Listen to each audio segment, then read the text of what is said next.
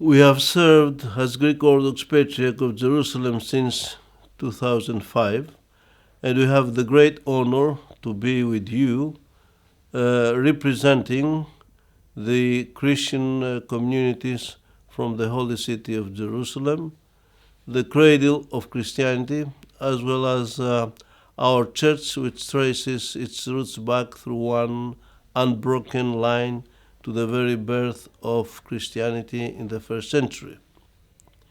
We have come to the UK as part of an international tour and mission to meet with senior religious leaders, heads of state, and politicians. We have been mandated by all the church leaders in the Holy Land to share our story and raise awareness of the challenges we are facing as a Christian community in the Holy City of Jerusalem. Over the past few weeks, we met with the Ecumenical Patriarch Bartholomew, and we met with His Holiness Pope Francis. We are telling you today that which we told them.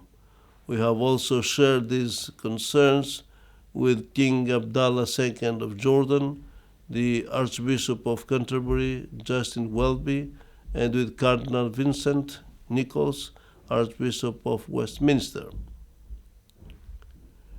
Recently, we have seen the emergence of a trend that threatens to undermine the Christian presence and destabilize the peace of the Holy City of Jerusalem, the status quo, rules that has guaranteed the rights of Jews, Christians, and Muslims to live, flourish, and thrive together in Jerusalem for centuries, is in grave danger. This code that has safeguarded our religious freedoms and provided access to the most holy places of all people is being dangerously undermined. If we do not act soon, it will be too late, and the outcome will be catastrophic. Before we stood silent, bearing patient witness to a harsh campaign against us and against our church. Every day we face false accusations, suspicion, and slander.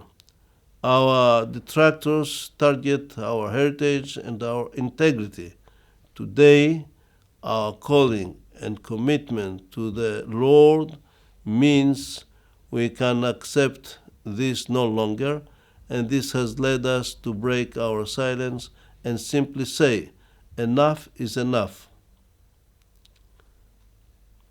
40 misled members of the Knesset last July signed a proposed bill for debate in the Israeli parliament, which, if passed, will severely restrict the rights of the churches to deal freely and independently with their lands and, more worryingly, would threaten their confiscation in what is a clear contradiction to the fundamental principles of the state.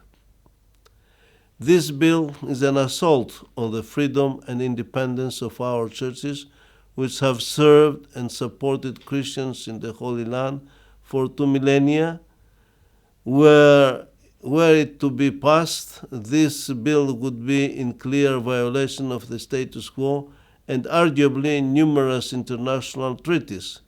Furthermore, and as we sit here today, a group of radical settlers are working to push Christians out of Jerusalem.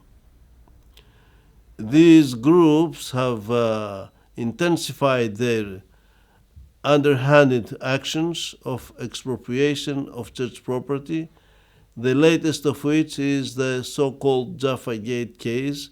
The action of these groups in this case was ensued by a decade-long legal battle that unfortunately resulted in a wrongful decision, which was, despite the insurmountable evidence presented by the Patriarchate's legal teams, this decision, if upheld at appeal, will certainly have a negative effect on the very heart of the Christian quarter in the old city of Jerusalem, and in turn the Christian presence in the Holy Land, and will reduce the access of pilgrims to holy Christian sites.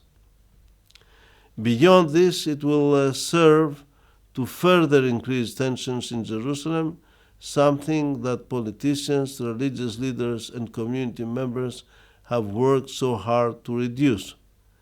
In September, the heads of churches issued a statement where we said, "We cannot stress strongly enough the very serious situation that this recent systemic assault on the status quo has had on the integrity of Jerusalem and on the well-being of the Christian communities of the Holy Land, as well as on the stability of our society. We remain fully committed to upholding our pastoral and spiritual mission as entrusted to us by God Almighty.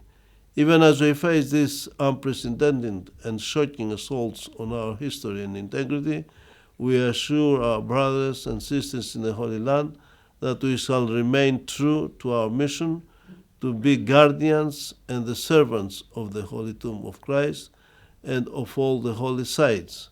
We shall do everything in our power to uphold the status of the properties of the Patriarchate and our fellow churches, and we shall be constant in the protection of the Christian presence in our region.